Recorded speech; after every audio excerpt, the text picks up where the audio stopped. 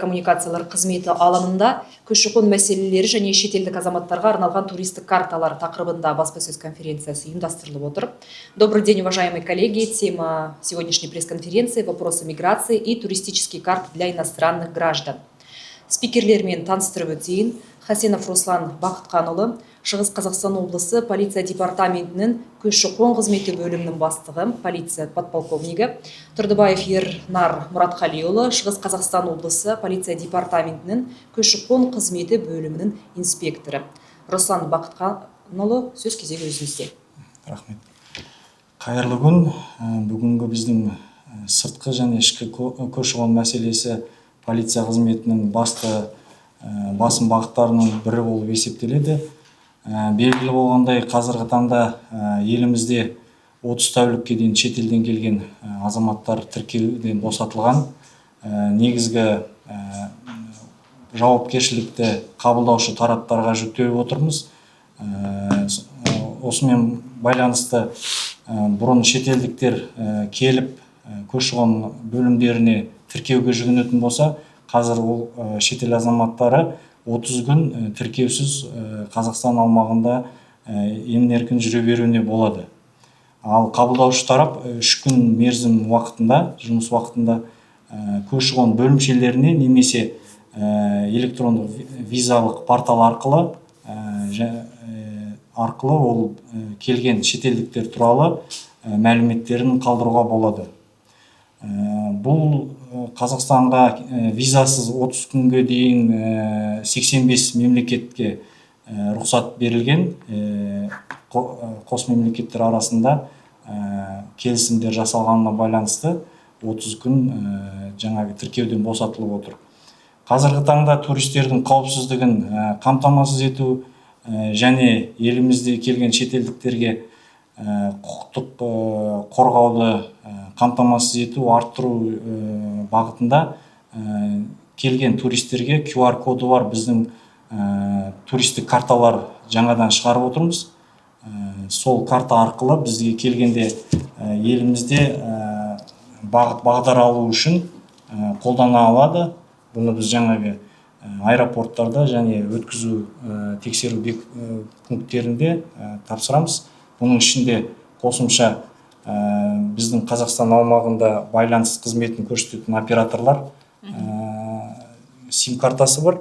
Сол сим картаны қолданып және осындағы QR код арқылы өзінің ұялы телефоны арқылы сілтемеге өтіп әртүрлі ақпараттар алуға болады. Онда біздің такси қызметі және 2 ГИС карта жүйесі бар. Сонымен қатар 102 байланысына және қосымша көптеген ақпараттарды алады және шетелдіктің келу қандай құқығы бар, сол жандағы заң талаптарында осы карта арқылы өтіп өздеріне мәліметтер алады. Сонда осындай жеңілдіктер жасап отырмыз. Және осы туралы менің инспекторым арқарта анығырақ таныстырып кетсе. Яғни осы портал туралы айтатын болсақ, біз өзіміз азаматтарды қабылдау кезінде осындай карточкаларды азаматтарға ұсынамыз. Яғни бұл карточканың артында QR код бар. QR кодты сканерлеген кезде Safe Travel ақпараттық порталына өткізеді. Яғни бұл портал 4 тілде қызмет жасайды: қазақша, орысша, ағылшынша және қытай тілінде.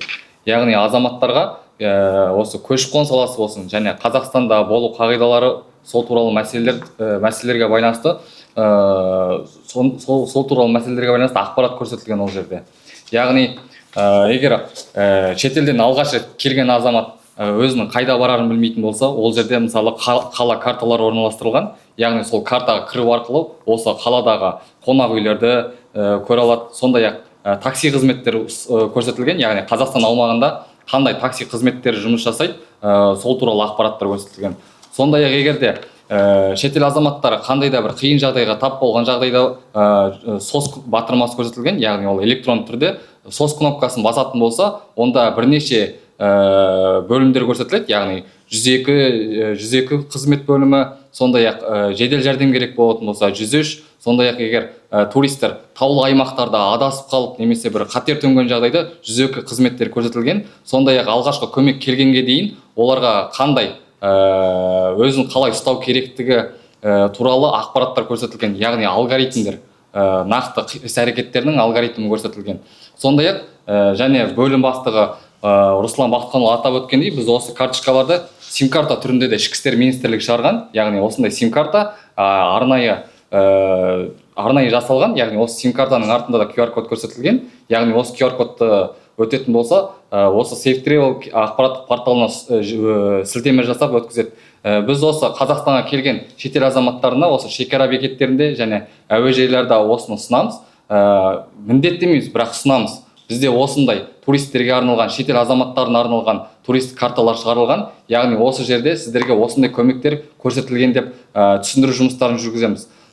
Сондай-ақ бұл жерде шетел азаматтарына, яғни арнайы жеңілдік деп атап өтсек те болады. Яғни оператор өзінің тарифтік жоспарын алдын ала қосып қойған, яғни ол жерде ешқандай бір арнайы кодтар немесе арнайы бір қызметтерді таңдап керек емес. Сим-картаны ұялы телефонға салғаннан кейін бірден жұмыс жасап кете береді, яғни тарифке өздігінен қосылып тұр. Қазіргі таңда жарнама жасаған емес, бірақ кесел операторы арқылы жұмыс жасап жатырмыз. Бірақ алдағы уақытта басқа операторлармен де осы жұмысты қолға аламыз деген сенімдемін. Қосатындарыңыз да бар ма? Қосатын жоқ, егер сұрақтар болса.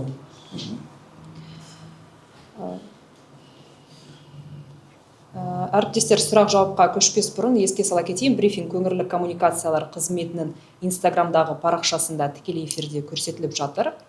Переходим ко второй части нашего брифинга. Если у коллег есть вопросы, то можете задать. Знаете, у меня возник такой вопрос. Миграциялық режимді бұзған шетелдіктер бар ма? Және олар бұзған кезде қандай жаза қарастырылған оларға? Енді, арасында енді әрқалай ғой, мысалы, кейбір шетелдіктер келген кезде, мысалы, әр шетелдік басқа мемлекетке барар алдында өз үшін, қазір енді 21 ғасыр ғой, Google интернет жүйесі арқылы да өзінің қандай құқықтары, қандай міндеттері бар екенін негізі білуге тиісті, бірақ бізге келместен бұрын. Кейбіреулер енді бізге келмей кіреді Қазақстан аумағына және жаңағы болу қағидаттарын бұзып, 30 күн тәуліктен асып кетіп, одан кейін барып келіп жатады. Сондай уақытта әрине біздің әкімшілік құқық бұзу кодексінде көрсетілген. Оның және әрқалай немелері бар. Күндеріне байланысты, мысалы, 3 күнге дейін ескерту, 3 күннен 10 күнге дейін айыппұл, одан кейін одан ары қарай және Қазақстан аумағына тыс шығару деген жазалар көрсетілген.